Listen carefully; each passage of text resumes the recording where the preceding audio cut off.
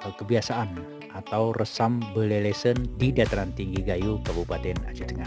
Belelesen yaitu pekerjaan memunguti buah kopi, lazimnya buah yang telah menjadi biji atau gabah.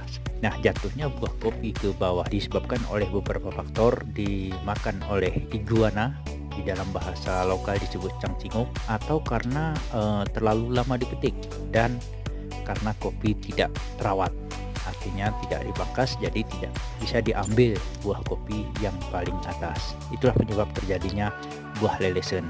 Untuk melakukan belelesen ini, yang pertama butuh keberanian, karena sewaktu belelesen itu kita akan mengorek daun kopi kering yang berada di bawah kopi, yang biasanya kopi itu kurang terurus, kurang terawat.